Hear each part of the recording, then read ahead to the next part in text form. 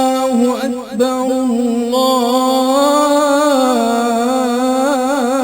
الله أكبر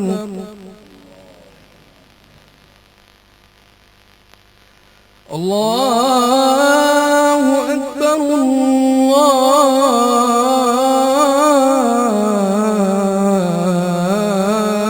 الله أكبر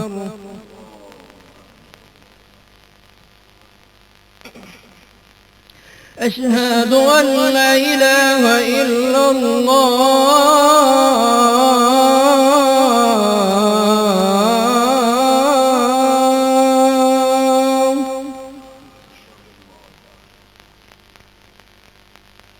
أشهد أن لا إله إلا الله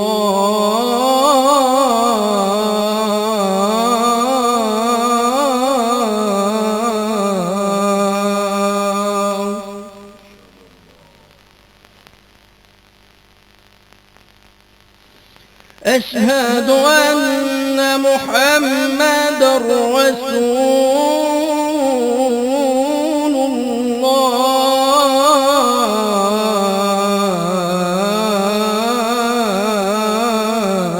الله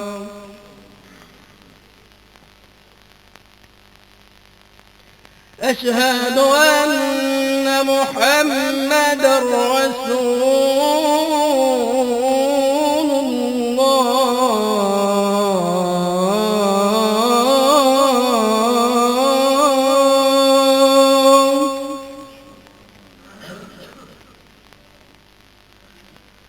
حي على الصلاة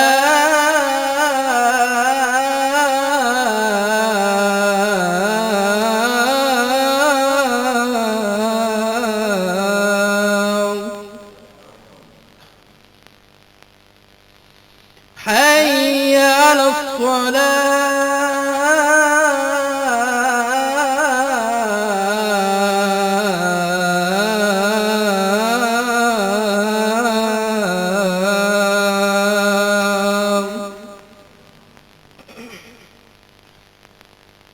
حي على الفلاح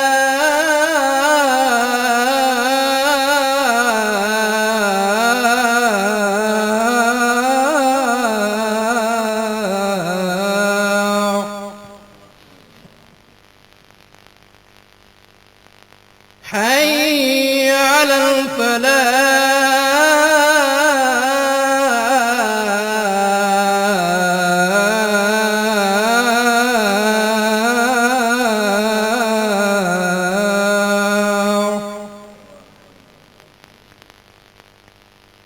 الله أكبر الله أكبر لا إله إلا الله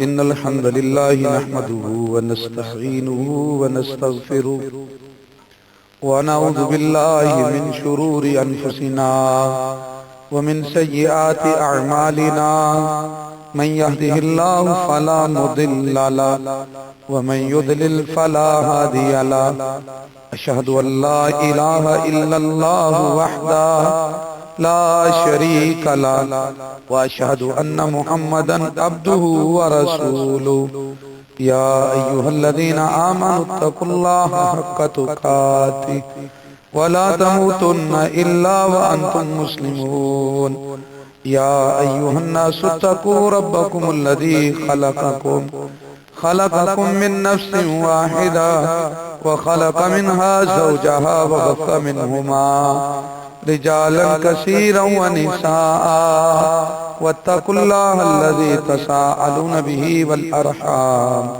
إن الله كان عليكم رقيبا يا أيها الذين آمنوا اتقوا الله وقولوا قولا سديدا يصلح لكم أعمالكم ويغفر لكم ذنوبكم ومن يطع الله ورسوله فقد فاز فوزا عظيما أما بعد فإن خير الحديث كتاب الله وخير الهدي هدي محمد صلى الله عليه وآله وسلم وشر الأمور محدثاتها وكل محدثة بدعة وكل بدعة ضلالة وكل ضلالة في النار أعوذ بالله من الشيطان الرجيم من همزه ونفخه ونفثه قال الله تبارك وتعالى في القرآن المجيد والفرقان الحميد أعوذ بالله من الشيطان الرجيم فهل ينظرون إلا الساعة أن تأتيهم بغتة فقد جاء أشراطها فأنى لهم إذا جاءتهم ذكراهم السلام علیکم ورحمۃ اللہ وبرکاتہ۔ محترم بھائیوں، قابل احترام ساتھیوں، بزرگوں، قابل احترام ماؤں بہنوں، عزیز طالب علموں اور تمام ناظرین و سامعین، ہم اپنے پروردگار کا جتنا بھی شکر ادا کریں، جتنی بھی حمد و ثنا کریں وہ کم ہے۔ وہ ہمارا خالق مالک رازق ہے اور وہ ذات بابرکت و اقدس اس کے لائق ہے کہ اس کی حمد و ثنا کی جائے۔ اللہ کا بہت بڑا فضل ہے کہ اس نے ہمیں اپنے پیارے محبوب حضور نبی کریم صلی اللہ علیہ وآلہ وسلم کی امت سے بنایا ہے۔ محترم بھائیوں،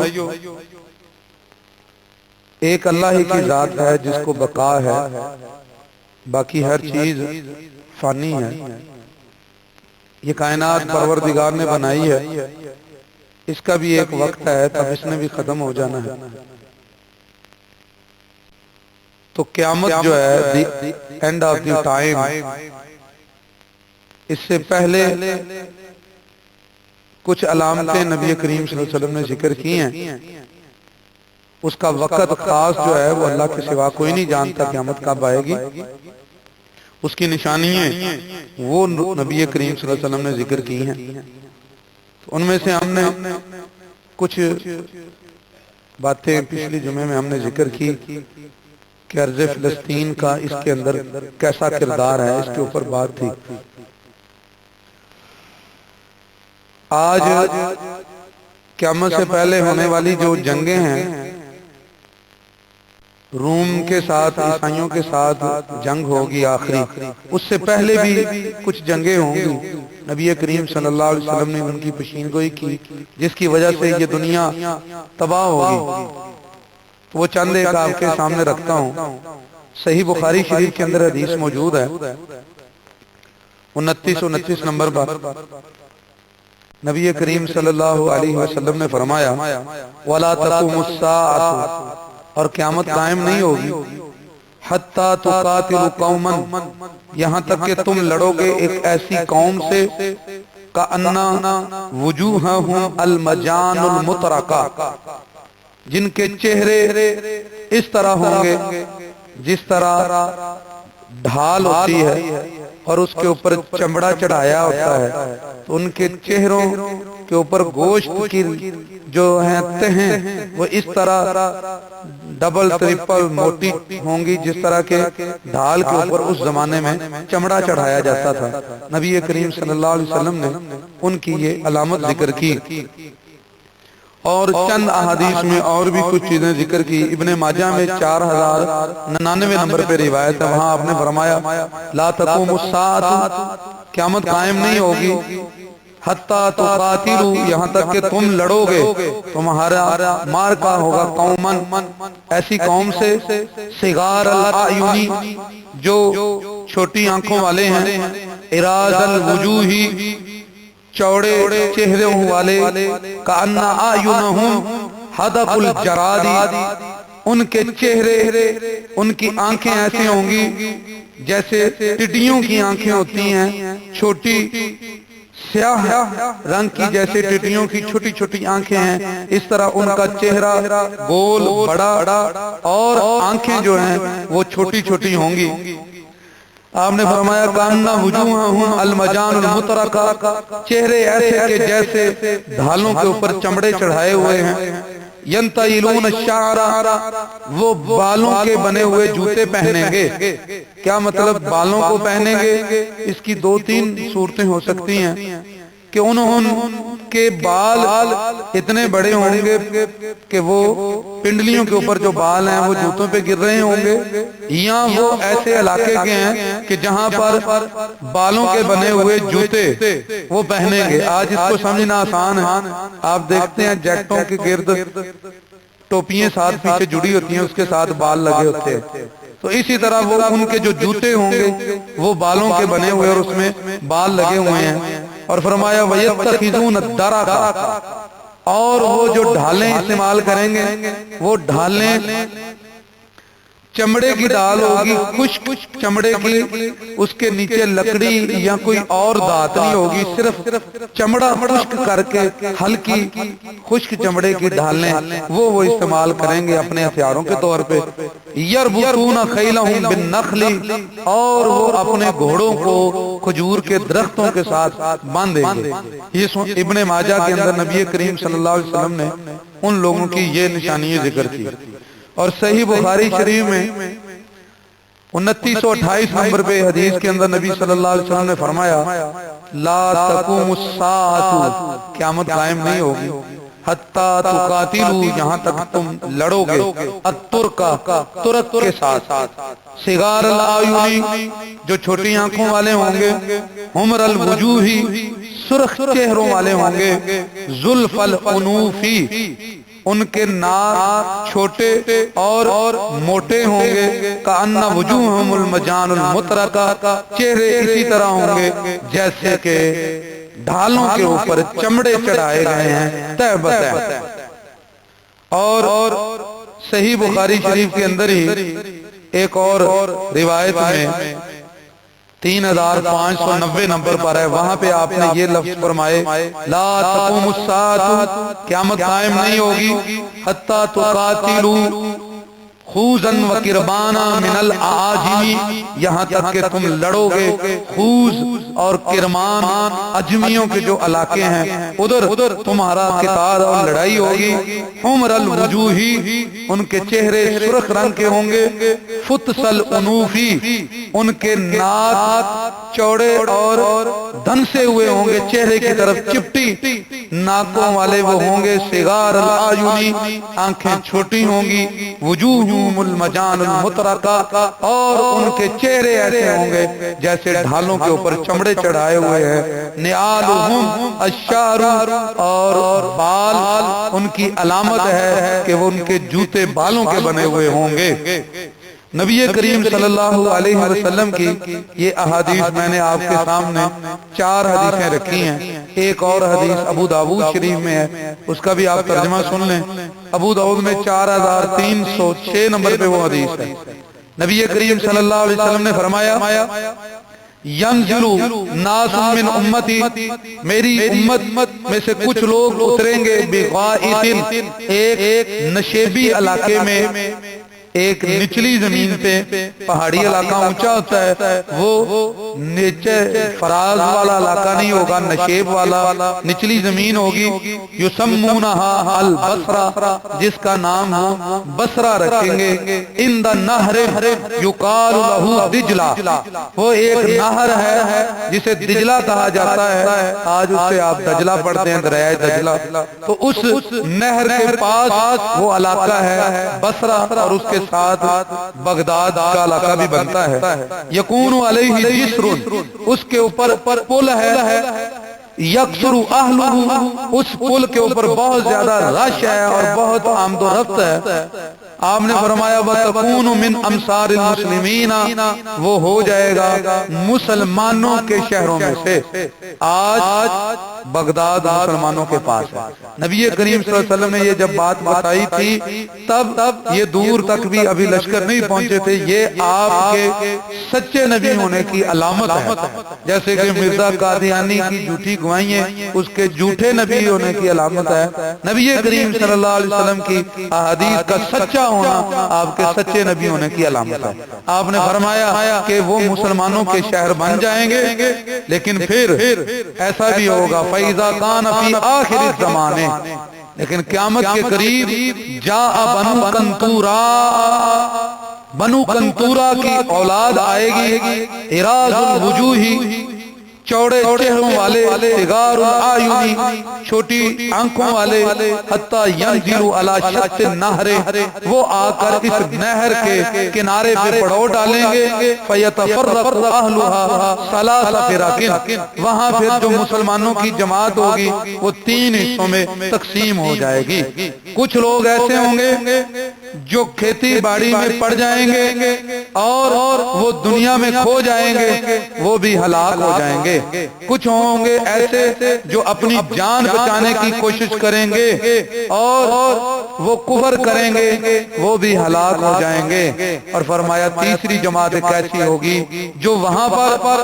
اپنے بچوں کو محفوظ جگہ پر پہنچا کے، وہ لوگ ایسے ہوں گے جو ان کے ساتھ جہاد کریں گے، قتال کریں گے، فرمایا وہ ہیں جب شہید ہوں گے تو افضل ترین شہداء ہوں گے، اور وہ مسلمانوں اور مومنوں کی جماعت ہوگی۔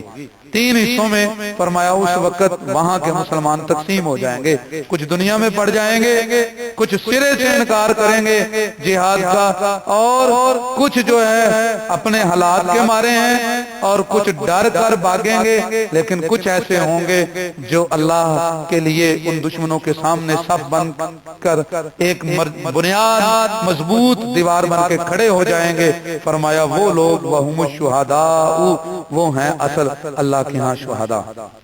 یہ 5ویں حدیث ہے، میں نے آپ کے سامنے میرے بھائیوں ابھی یہ 5 احادیث پڑھی ہیں جن کے اندر نبی کریم صلی اللہ علیہ وسلم نے علامتیں ذکر کی ہیں، قیامت سے پہلے جو بڑی جنگیں ہوں گی، اس سے پہلے یہ جو علاقہ بنتا ہے، خراسان کا علاقہ تھا، احواز کا علاقہ تھا، اوپر پہلے چین تھا، اور ساتھ جو ہے وہ اس وقت ہندوستان تھا، پاکستان نہیں تھا، اور پاکستان کا بلوچستان کا علاقہ، سیستان کا علاقہ، یہ بھی اس کے ساتھ احواز اور خراسان کے ساتھ ملتا تھا، اور آگے پھر عرب کے علاقے شروع ہو جاتے تھے۔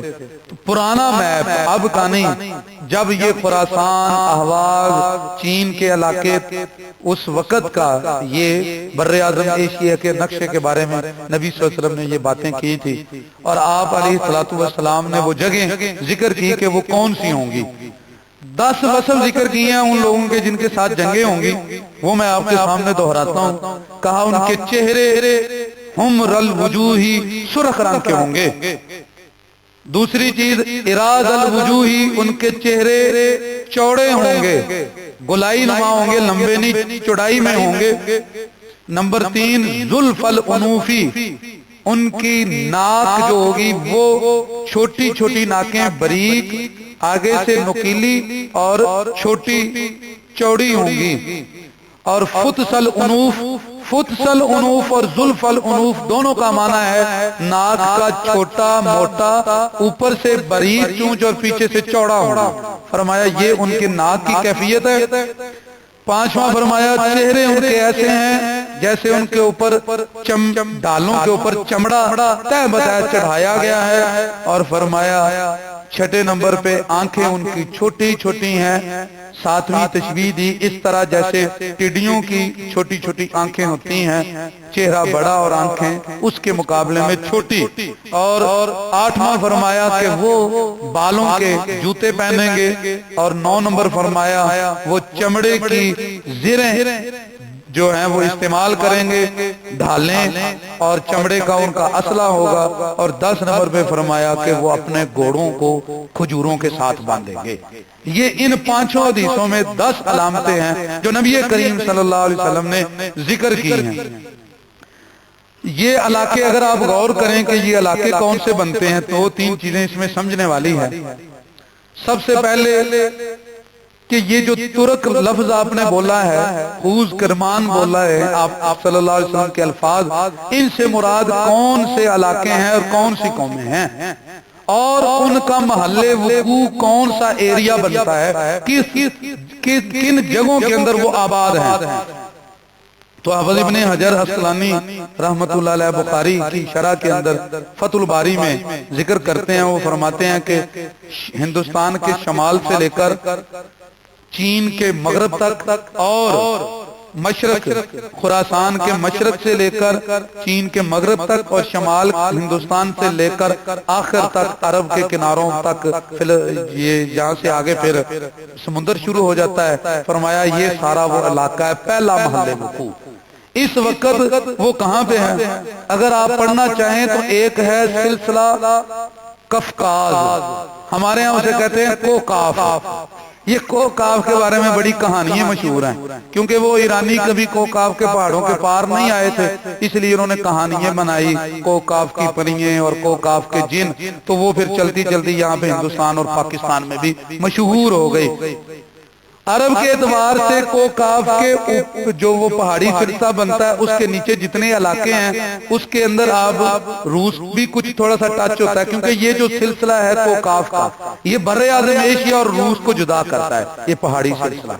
इसलिए ये कन्फर्म नहीं कि ये जो है ना उसके अंदर है यूरोप बर्रे आज़म यूरोप में है कि एशिया में, क्योंकि ये दोनों को जुदा करता है। इसके साथ साथ मुल्क टच होते हैं, कुछ रूस के इलाके भी इसके अंदर पड़ते हैं, ऐसे रशियन भी कुछ ऐसी सिफ्तों के आपको मिलेंगे कबीले। ये जो नबी सल्लल्लाहु अलैहि वसल्लम ने 10 सिफ्तें बयान की हैं, लेकिन वो इलाके बहुत सारे हैं, उनके अंदर ये कौमें पाई जाती हैं। रूस भी इसमें कुछ आता है, जॉर्जिया आता है, आर्मीनिया आता है, आज़रबाईजान के इलाके आते हैं, तुर्की के इलाके आते हैं और ईरान के इलाके आते हैं। ये कोहे जो है वो बनता है काफ और कोहे कफकाज इसे अरबी में कहते हैं। इसके परे आगे इलाके चलते चले जाए।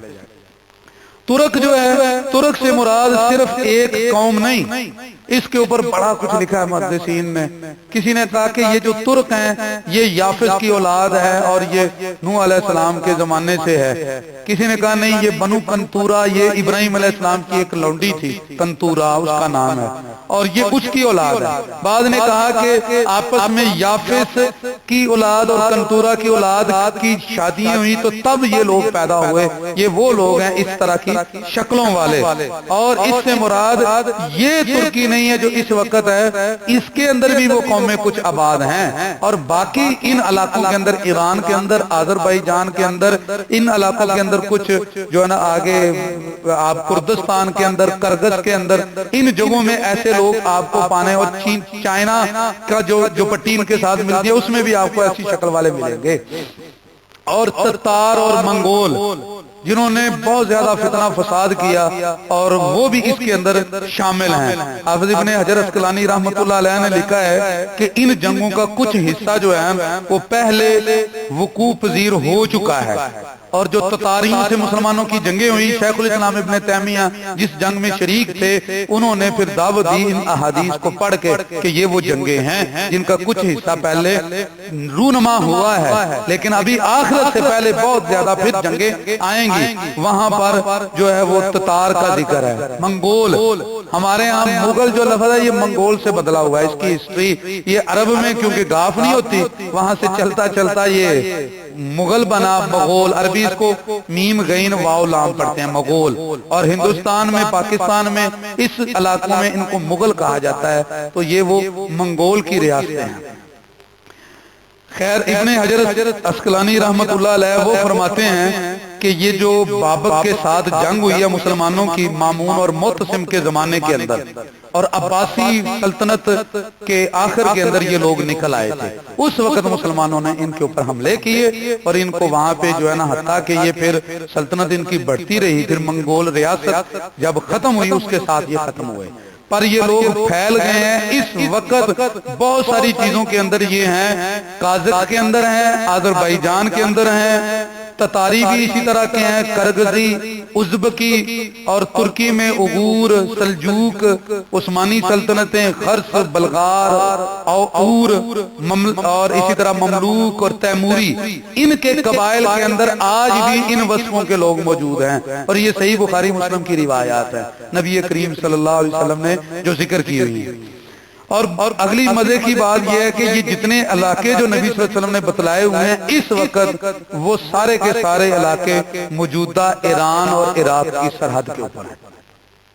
ایران کی پٹی جہاں دریائے فرات جو ہے، جس کا میں نے پچھلی دفعہ ذکر کیا، وہ عراق کے اندر بہتا ہے، ترکی سے نکل کر جا کے خلیج فارس میں گرتا ہے، وہ عراق کے اندر ہے، اور اس کے اوپر دریائے دجلہ ہے جو ایران اور عراق، اس کے دریائے فرات اور ایران کی طرف ہے، عراق کے اندر ہی ہے۔ اس سے آگے جا کے جہاں ایران اور عراق کی سرحد بنتی ہیں، وہاں آج بھی آپ جا کے دیکھ لیں، گوگل پہ چیک کریں، بابک جہاں پہ جنگیں مسلمانوں نے لڑی مامون کے زمانے کے اندر، اور جہاں پہ خلافت عباسیہ کے آخر میں قتال ہوا اور لوگ یہاں سے مرتد ہو کے مسلمانوں کے خلاف اٹھے اور سارا فتنہ فساد انہوں نے برپا کیا، وہ بابک شہر اس وقت بھی ایران کے صوبے کرمان کا ایک مشہور شہر ہے، اور دو صوبے ہیں ایران کے، یہ دونوں نبی صلی اللہ علیہ وسلم کی بخاری کی روایت ہے کہ خوز اور کرمان سے تم جنگ لڑو گے۔ خوز اس وقت بھی صوبہ ہے باقاعدہ، خوز کس کا؟ ایران کا، اور کرمان یہ بھی ایران کا پورا ایک صوبہ ہے، یہ دونوں ایران کے اندر موجود ہیں۔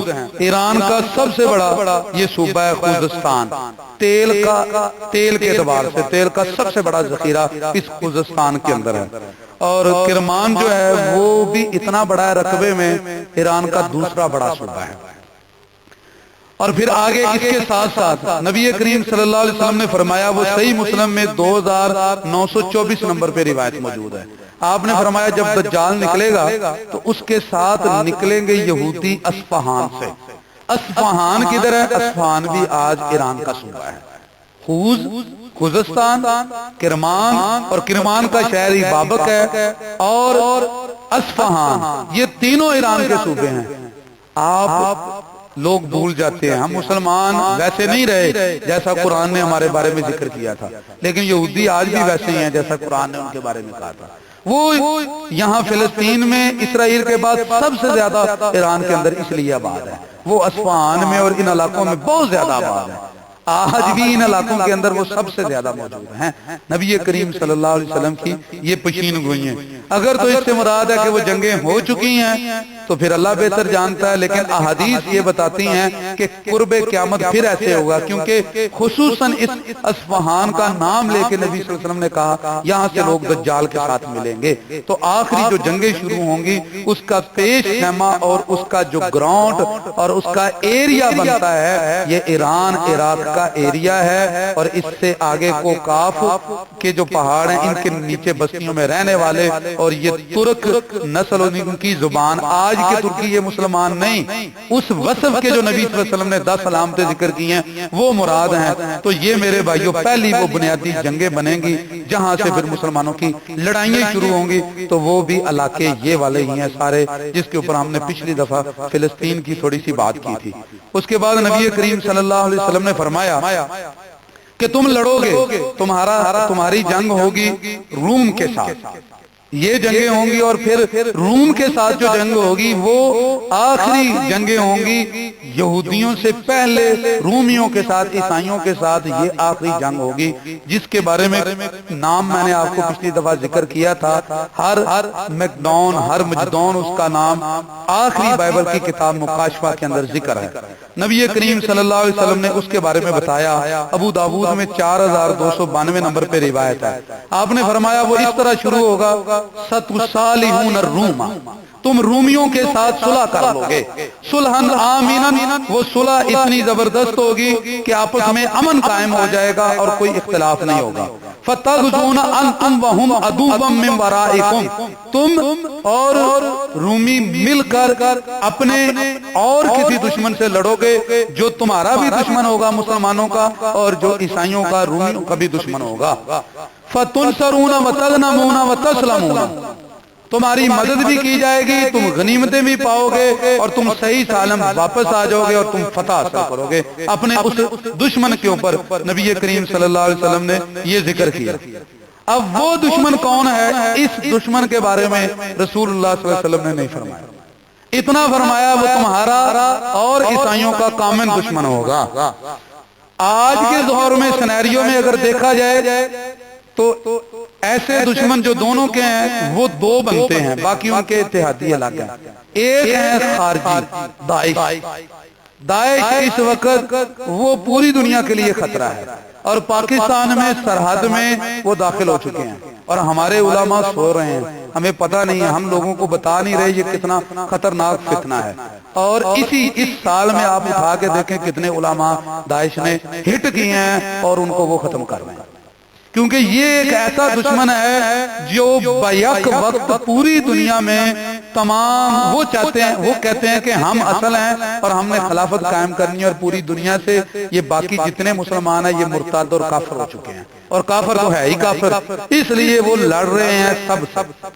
یہ بھی ہو سکتے ہیں کیونکہ نبی صلی اللہ علیہ وسلم نے یہ نہیں فرمایا کہ وہ کون ہے، یہ بھی ہو سکتا ہے کہ وہ یہودی ہو، کیونکہ یہودی شروع سے بھی عیسائیوں کے بھی دشمن ہیں۔ انہوں نے اپنے مطابق، یہود کی تاریخ انشاءاللہ میں آپ کے سامنے رکھوں گا بائبل سے اور قرآن سے، انہوں نے اپنے ذہن کے مطابق جناب مسیح کو جو ہے نا وہ پھانسی دی ہے، سولی پہ چڑھایا، اور بائبل میں وہ سارا کچھ لکھا ہوا ہے کیسے کیسے جناب مسیح کو جو ہے وہ سولی دی گئی۔ قرآن کا نظریہ اور ہے، یہ کرسچن کا نظریہ ہے کہ یہودیوں نے جناب مسیح کو رومن امپائر کے ہاتھوں، اس یونانی امپائر تھے، ان سے شکایتیں لگوا کے جناب مسیح کو کہا کہ یہ بادشاہ بننا چاہتا ہے، اور ان کو سولی پہ لٹکا دیا۔ یہ بائبل اس کے اوپر بھری ہوئی ہے۔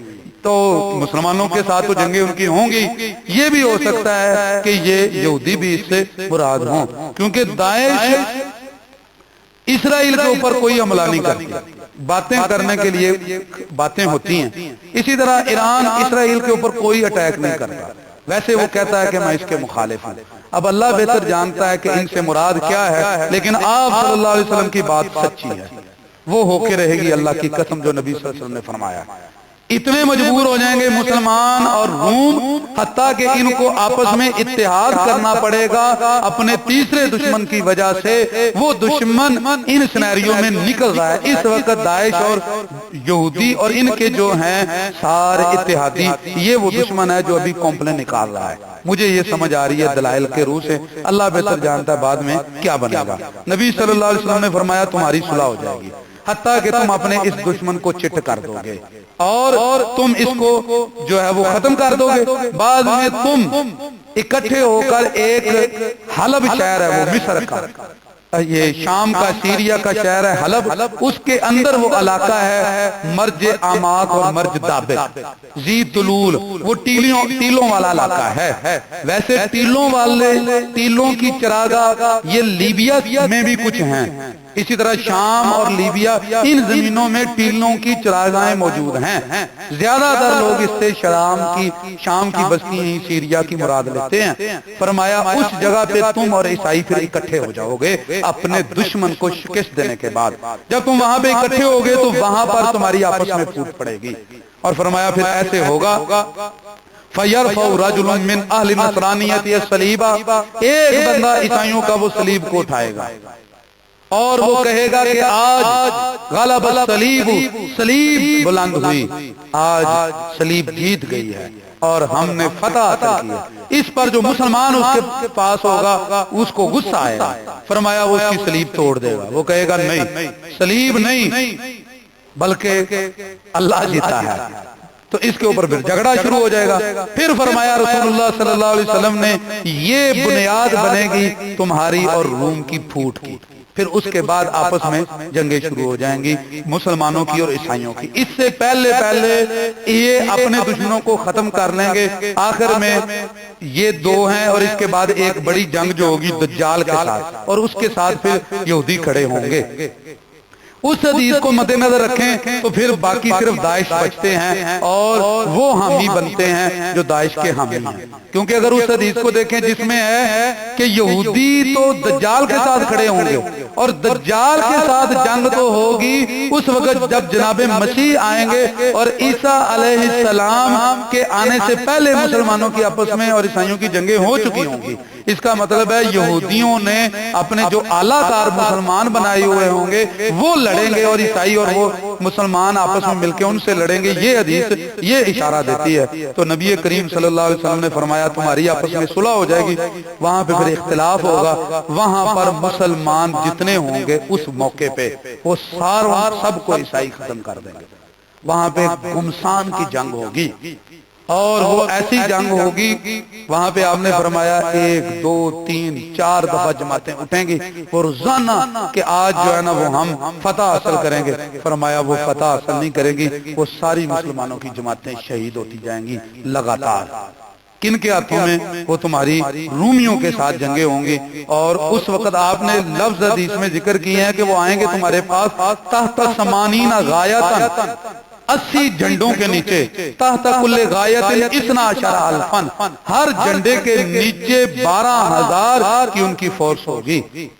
80 جھنڈے اور ایک جھنڈے کے نیچے 12,000 کی فورس ان کی ہوگی، وہ پھر سارے رومی جو ہے نا وہ اکٹھے ہو جائیں گے۔ اور بعض نے اس سے یہ بھی کہا ہے کہ یہ افغانستان میں بھی اکٹھے ہو کر آئے، عراق میں بھی آئے، کچھ نے کہا کہ صلیبی جنگوں میں بھی ایسے ہوا، لیکن حدیث یہ کہتی ہے کہ یہ آخری جنگ بعد میں ابھی ہونی ہے، پہلے چھوٹی چھوٹی ہوتی رہی ہیں، کیونکہ اس کی علامت نبی صلی اللہ علیہ وسلم نے جو ذکر کیا ابو داؤد میں 4042 نمبر پہ، وہ آپ دھیان سے سنیں۔ آپ نے فرمایا کہ یہ جنگ بیت المقدس کو فتح کرنے کے بعد ہوگی، پہلے بیت المقدس فتح ہوگا۔ عوف بن مالک کہتے ہیں کہ میں ایک دفعہ نبی کریم صلی اللہ علیہ وسلم کے پاس آیا، غزوہ تبوک کا وقت تھا، یہ واقعہ ذہن نشین کریں، اس میں یہ ترتیب ہے۔ کہتے ہیں آپ خیمے کے اندر تھے، وہ چمڑے کا خیمہ بنا ہوا تھا اور خیمے کے سین میں بیٹھے ہوئے تھے، تو میں نے خیمے کے اندر اس طرح جھانک کے دیکھا تو نبی کریم صلی اللہ علیہ وسلم نے مجھے کہا ادخل یا عوف، اندر آ جاؤ، داخل ہو جاؤ۔ کہتے ہیں میں نے کہا کہ صرف ادھر ہی کھڑے ہو کے چہرہ داخل کروں یا مکمل اندر آ جاؤں؟ آپ نے کہا نہیں، سارے اندر آؤ اور آ کر ادھر بیٹھ جاؤ۔ پھر کہتے ہیں مجھے کہا اے عوف یاد کرو 6 علامتیں میں تمہیں گنوانے لگاؤں، قیامت سے پہلے ان کو گنو، اور کہتے جاؤ 1 2 پڑھتے جاؤ گنتی۔ کہتے آپ نے فرمایا احداہن موتی، سب سے پہلے علامت یہ ہے کہ سب سے پہلے قیامت کی نشانی میں محمد صلی اللہ علیہ وسلم کو اللہ تعالیٰ وفات دیں گے اور اپنے پاس بلا لیں گے۔ کہو 1۔ کہتے مجھے بڑا دھچکا لگا اور غم ہوا کہ نبی صلی اللہ علیہ وسلم چھوڑ کے چلے جائیں گے۔ اس موقع کے اوپر پھر مجھ سے وہ طبیعت جو ہے نا وہ سنبھلی نہیں، تو آپ نے پھر مجھے کہا کہو 1 یہ علامت ہے۔ پھر آپ نے کہا دوسرا، اس کے بعد فتح بیت المقدس، بیت المقدس فتح ہوگا۔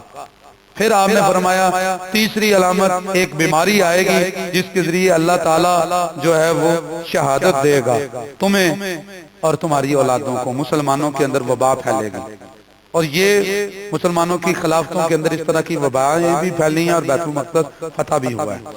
پھر آپ صلی اللہ علیہ وسلم نے فرمایا پھر ہوگا مال اتنا زیادہ کہ ایک بندے کو 100 دینار بھی ملیں گے وہ راضی نہیں ہوگا۔ ایک وقت آئے گا جتنا بھی کسی کو مال دیا جائے گا وہ خوش نہیں ہوگا، وہ پھر بھی کہے گا تھوڑا ہے۔ آج آپ دیکھ لیں ایسے ہی ہے، جتنا بھی کسی کو مال ملے وہ راضی نہیں ہے۔ فرمایا بہت مال ہوگا لیکن کوئی راضی نہیں ہوگا، اور پھر یہ مال کا فتنہ ہوگا۔ پھر کہا تم دیکھنا بہت فتنے آئیں گے، حتیٰ کہ لا یبقى بیت مسلم الا دخلته، یہ مال کا فتنہ، دنیا کا فتنہ ہر مسلمان کے گھر میں پہنچ جائے گا۔ فرمایا ثم تکون بینکم وبین بنی الاسفار ہدنۃ، پھر تمہارے اور روم کے درمیان صلح ہو جائے گی دوبارہ۔ فیغدرون بکم، پھر وہ تمہیں دھوکہ دیں گے، پھر وہ تمہارے لیے لے کر آئیں گے 80 جھنڈے، اور ہر جھنڈے کے نیچے 12,000 کا لشکر ہوگا، تو وہ پھر تمہارے ساتھ جنگ لڑیں گے۔ نبی کریم صلی اللہ علیہ وسلم نے یہ جو بتلایا ہے، یہاں پہ یہ بات ذہن میں رکھیں، یہ آپ نے نہیں فرمایا کہ ایک دفعہ ہوگا۔ جنگ جب ہوتی ہے تو اس کے لیے کئی دفعہ جھڑپیں ہوتی رہتی ہیں، جیسے اب آپ دیکھیں فلسطین کب سے جھڑپیں شروع ہیں، کشمیر کی تو جنگیں لگتی رہتی ہیں، تو وہ آخری بڑی جنگ سے پہلے جنگوں کے پیش خیمہ لڑائیاں بنتی رہتی ہیں، تو اس میں بہت ساری جنگیں اس میں شامل ہو سکتی ہیں جن کے اوپر یہ ساری علامتیں پوری ہوتی ہیں۔ پھر مسلمانوں کی وہ ساری جو جماعتیں ختم ہو جائیں گی، اس وقت وہ جو گروپ وہاں موجود ہوگا اس کو کرسچن عیسائی جو ہے رومی انہیں ختم کر دیں گے۔ نبی صلی اللہ علیہ وسلم نے فرمایا تب جو ہے نا وہ سارے پھر مسلمان اکٹھے ہو جائیں گے۔ پھر جب وہ سارے اکٹھے ہو جائیں گے، یہ صحیح مسلم میں 2897 نمبر پہ روایت ہے، فرمایا پھر عماق اور دابق جو حلب کا علاقہ ہے وہاں پہ تم اکٹھے ہو جاؤ گے اور ان کی طرف لشکر نکلتے رہیں گے، تو پھر آخر میں جب نکلے گا، جب وہ لشکر آمنے سامنے ہوگا، اس وقت عیسائی مسلمانوں کو کہیں گے کہ دیکھو تم سائیڈ پہ ہو جاؤ اور ہمیں وہ دو جنہوں کو قیدی بنایا گیا، یہ لفظ ہے وہاں پہ، وہ کہیں گے خلو بیننا و بین الذین سبوا منا نقاتلہم، ہمارے اور ان کے درمیان سے پرے ہو جاؤ، ہم ان سے لڑیں جنہوں نے ہم سے قیدی بنائے ہیں۔ مسلمان وہ کہیں گے لا واللہ لا نخلی بینکم و بین اخواننا، اللہ کی قسم ہم تمہیں اور اپنے ان بھائیوں کو چھوڑیں گے نہیں، یہ نہیں ہو سکتا، یہ ہمارے مسلمان بھائی ہیں اور ہم درمیان سے پیچھے ہو جائیں، اگر تم نے ان سے لڑنا ہے تو پہلے ہم سے لڑنا پڑے گا۔ فرمایا اب یہ جو نبی صلی اللہ علیہ وسلم کا فرمان ہے یہ دو طرح سے احادیث کے اندر آیا ہے۔ ایک لفظ ہے رومی کہیں گے ان عرب کو سب کو کہ تم پیچھے ہو جاؤ، ہم ان سے لڑیں گے صرف جو ہم سے قیدی بنائے گئے یا جنہوں نے ہمارے قیدی بنائے۔ اس کا مطلب کیا ہے کہ پہلے مسلمان کچھ لوگ قیدی بنا لیں گے ان کے، پھر وہ مسلمانوں کے ساتھ مل جائیں گے اور مسلمان بن جائیں گے اور پھر مل کے لڑیں گے اور وہ بہت زیادہ روم کو نقصان پہنچائیں گے۔ یہ باتیں بھی پوری ہوئی ہیں افغانستان میں، باقی علاقوں میں بہت سارے لوگ آج بھی عرب امارات میں آپ دیکھیں مسلمانوں کے جہاد کے اندر ایسے ہوا کہ بہت سارے جو ہے رومی کرسچن مسلمان ہوئے اور پھر وہ مسلمانوں کی صفوں میں کھڑے ہوئے اللہ کے فضل سے، اور وہ ساتھ مل کر ان سے لڑتے رہے۔ نبی صلی اللہ علیہ وسلم نے فرمایا اب جب وہ آپ نہیں چھوڑیں گے اپنے بھائیوں کو مسلمان تو جنگ شروع ہوگی، تب پھر دو بڑے مارکے ہوں گے، ایک قسطنطینیہ کا اور ایک مارکا چلتا چلا جائے گا۔ یہ جو بڑا مارکا ہے کرسچن کے ساتھ یہ روم ویٹیکن سٹی تک پہنچے گا۔ نبی کریم صلی اللہ علیہ وسلم نے فرمایا دو شہر فتح ہوں گے، یاد رکھنا، اور اسلام وہاں تک پہنچے گا، ایک ہے قسطنطینیہ اور ایک ہے مدینہ روم۔ یہ بھی نہیں کہا کہ فوراً فتح ہوں گے، اگر تو یہی مراد ہے تو اس وقت قسطنطینیہ جو استنبول ہے وہ فتح ہو چکا ہے، اور اگر اس سے مراد اکٹھی ہے تو دوبارہ پھر یہ علاقے ان کے قبضے میں جائیں گے، پھر یہاں سے ایک طرف سے صفایا ہوگا اور اسلام کہاں پہنچے گا؟ روما کے اندر۔ دنیا میں سب سے پرانا روم کا امپائر وہاں پہ رہا ہے تقریباً یہ 28 صدیوں سے، یعنی 500 قبل از مسیح کا یہ شہر ہے، تب سے وہ آباد ہے رومیہ۔ اور یہ کدھر ہے؟ اٹلی کا دارالخلافہ، اٹلی جو ہے اٹلی کے اندر رومیہ اس کا دارالخلافہ ہے۔ پھر اس کے اندر ایک ویٹیکن سٹی ہے، پورا ایک ملک ہے جہاں پوپائے اعظم آج بھی بیٹھتا ہے کرسچن کا، اور پوری دنیا میں جتنے پوپ ہیں سب کو وہ ہینڈل کرتا ہے۔ اٹلی کے ملک کے اندر بیٹھ کر ایک آزاد ملک کی یہ ایک ہی مثال ہے دنیا میں، ملک کے اندر ایک الگ حکومت اور ملک ہے، یہ وہ روما ہے۔ نبی صلی اللہ علیہ وسلم نے فرمایا یہ رومیوں ہرقل کا شہر ہے، یہ تم فتح کرو گے، آج تک وہ فتح نہیں ہوا۔ آج تک روم کا وہ شہر رومیہ وہ شروع سے لے کے آج تک جو ہے نا وہ رومیوں کے پاس ہی ہے اور وہ عیسائیوں کے ہی پاس ہے. یہ 28 صدیوں سے جب سے وہ آباد ہوا ہے اس کی بڑی دیومالا کہانی ہے ان کی. اگر آپ روم کی تاریخ پڑھیں گے لیکن اس کو آج تک مسلمان فتح نہیں کر سکے. یہ حدیث بھی یہ جز بھی بتاتا ہے کہ یہ جنگ آخری ہے کیونکہ آج تک وہاں تک اسلام نہیں پہنچا. نبی کریم صلی اللہ علیہ وسلم نے فرمایا پھر تم اس کو فتح کرو گے. قسطنطینیہ کیسے فتح ہوگا؟ فرمایا امیر لشکر جو ہوگا اس میں نبی صلی اللہ علیہ وسلم نے ذکر کیا بنو اسحاق بھی تمہارے ساتھ ہوں گے. اب وہ بنو اسحاق ہوں گے اور ایک حدیث میں آتا ہے نبی صلی اللہ علیہ وسلم نے فرمایا تمہاری مدد کریں گے کچھ اور موالی بھی, یعنی کچھ لوگ ان میں سے مسلمان ہو جائیں گے. وہ مسلمان ہو کر عرب کے ساتھ کھڑے ہوں گے, اتحادی بنیں گے اور یہ قسطنطینیہ فتح ہوگا. فرمایا یہ ایسے فتح ہوگا کہ اس کے 3 طرف پانی ہے, ایک طرف جو ہے وہ خشکی. جب امیر لشکر وہاں پہنچے گا, یہ صحیح مسلم کی روایت ہے, وہ وہاں پہ کھڑا ہو کے کہے گا اللہ اکبر, تو شہر کی ایک دیوار جو ہے وہ پانی میں گر جائے گی. وہ پھر کہے گا اللہ اکبر, دوسری دیوار پانی میں گر جائے گی. پھر وہ اللہ اکبر کہیں گے اور وہ قسطنطینیہ فتح ہو جائے گا.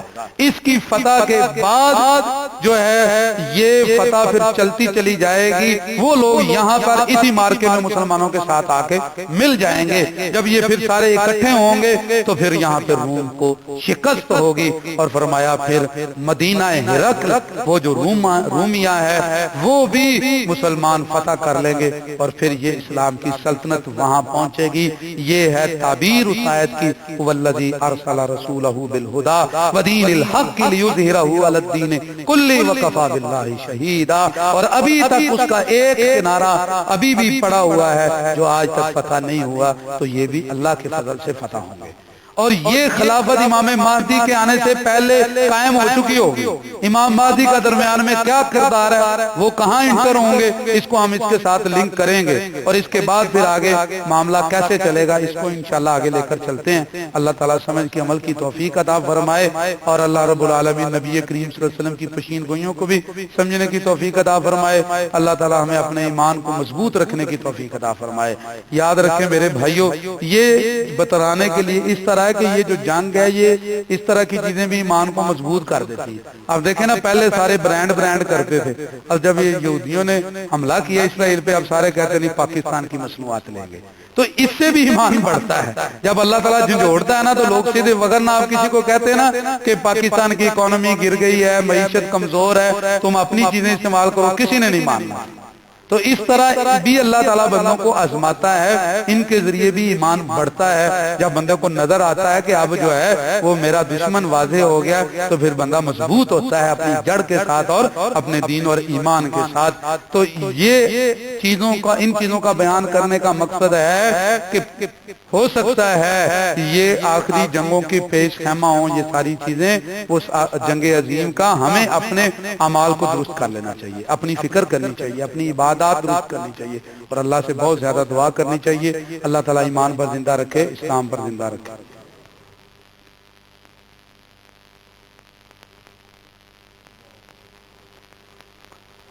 إن الحمد لله نحمده ونستعينه ونستغفره ونعوذ بالله من شرور أنفسنا ومن سيئات أعمالنا. من يهده الله فلا مضل له ومن يضلل فلا هادي له. أشهد أن لا إله إلا الله وحده لا شريك له وأشهد أن محمدا عبده ورسوله. يا أيها الذين آمنوا اتقوا الله حق تقاته ولا تموتن إلا وأنتم مسلمون. يا أيها الناس اتقوا ربكم الذي خلقكم من نفس واحدة وخلق منها زوجها وبث منهما رجالا كثيرا ونساء واتقوا الله الذي تساءلون به والأرحام إن الله كان عليكم رقيبا. يا أيها الذين آمنوا اتقوا الله وقولوا قولا سديدا يصلح لكم أعمالكم ويغفر لكم ذنوبكم ومن يطع الله ورسوله فقد فاز فوزا عظيما. أما بعد فإن خير الحديث كتاب الله وخير الهدي هدي محمد صلى الله عليه وآله وسلم وشر الأمور محدثاتها وكل محدثة بدعة وكل بدعة ضلالة وكل ضلالة في النار. محترم بھائیو, یہ جو مارکا ہوگا مسلمانوں کا اور روم کا آخری, جس میں روم اور ویٹیکن سٹی اور رومیا یہ اٹلی کے دارالخلافہ فتح ہوں گے، نبی صلی اللہ علیہ وسلم کی یہ پیشین گوئی ہے، وہاں تک اسلام پہنچے گا۔ یہ وہ مارکا ہوگا جس میں 100 میں سے 99 بندے ختم ہوں گے۔ یہ وہ مارکا ہوگا جس میں ایک بندہ 100 میں سے بچے گا۔ یہ وہ مارکا ہوگا جس میں نبی صلی اللہ علیہ وسلم نے فرمایا کہ اگر پرندہ وہ اوپر ان کی لاشوں کے چلے گا تو وہ لاشوں کو پار کرنے سے پہلے نیچے گر جائے گا اور ختم ہو جائے گا۔ اس سے یہ سمجھ آتی ہے کہ یہ ایٹم استعمال ہوگا۔ باقی نبی صلی اللہ علیہ وسلم نے وہاں پر ذکر نہیں کیا خاص کس ہتھیار کا، کیونکہ آپ جس زمانے میں تھے آپ نے وہی مثالیں دی ہیں ڈھالوں کی، وہی مثالیں دی ہیں آپ صلی اللہ علیہ وسلم نے تلواروں کی، گھوڑوں کی، کیونکہ وہ لوگ اس کو جانتے تھے۔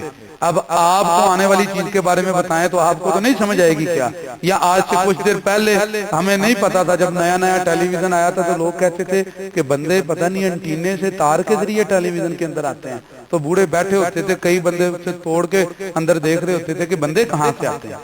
تو اسی لیے ان کو یہ علم نہیں تھے۔ ہو سکتا ہے کہ نبی صلی اللہ علیہ وسلم نے جو باتیں بیان کی ہوں اس سے مراد جنگی آلات ہے نہ کہ تلوار ہے، اور یہ بھی ہو سکتا ہے کہ ایک دفعہ جب یہ اس طرح کی گمسان کی جنگ ہوگی اور سب کچھ ختم ہو جائے گا، جب 99 100 میں سے ایک بچے گا تو اس کے بعد پھر ہر چیز ہی ختم ہو جائے گی، دوبارہ پھر تلواروں کا زمانہ آ جائے گا، وہیں ڈنڈا چھوٹے گا۔ یہ بھی اس سے ممکن ہے، برکیف یہ وہ جنگ ہے۔ اس جنگ میں مسلمان غنیمت اکٹھے کر رہے ہوں گے، تب شور پڑے گا کہ دجال آ گیا ہے، وہ پھر بھاگیں گے اپنے گھروں کی طرف، لیکن ابھی دجال آئے گا نہیں، وہ دھوکے کی آواز ہوگی۔ اب یہاں پر یہ 2-3 چیزیں ہیں اور جو اس کے ساتھ لنک کرنے والی ہیں کہ وہ دجال آئے گا، اور اس کے بارے میں پورا ایک الگ ایک ہم خطبہ رکھیں گے، دجال کی پوری علامتیں اور وہ کیسا ہوگا۔ اور اسی کے ساتھ کہ نبی صلی اللہ علیہ وسلم کے یہ جو جنگ ہے اس سے پہلے خلافت قائم ہو چکی ہوگی، اس کے اوپر اور امام مہدی جب آئیں گے یہ ایک الگ ٹاپک ہوگا، اور دجال کا پھر ایک الگ ہوگا۔ اس کو پھر ہم آگے انشاءاللہ لے کر چلیں گے۔ اللہ سمجھ کے عمل کی توفیق عطا فرمائے۔ اللہ تعالیٰ سے دعا کریں کہ اللہ تعالیٰ ہمیں نیکی میں آگے بڑھنے کی توفیق عطا فرمائے۔ اللہ رب العالمین ہم سے راضی ہو جائے۔ اللہ رب العالمین ہم کو اپنے برگزیدہ نیک صالحین بندوں میں سے شمار کرے۔ اللہ تعالیٰ ہمیں ہر نیکی کے کام میں آگے بڑھنے کی توفیق عطا فرمائے۔ اللہ ہمارے دلوں سے کینہ، بغض، مسل کی تعصب نکال لے۔ اللہ سے دعا کرے اللہ تعالیٰ ہمیں ایک بننے کی توفیق عطا فرمائے۔ اللہ ہمیں ایک امت بنا دے، اللہ ہمارے کلمے کو ایک کر دے، اللہ ہماری صفوں کو درست کر دے، اللہ تعالیٰ ہمارے اندر اتحاد پیدا کر دے۔ اللہ تعالیٰ ہمیں ایک جسم اور ایک جو ہے وہ باڈی اور ایک انسان کی مانند سارے مسلمانوں کو اللہ تعالیٰ بنا دے۔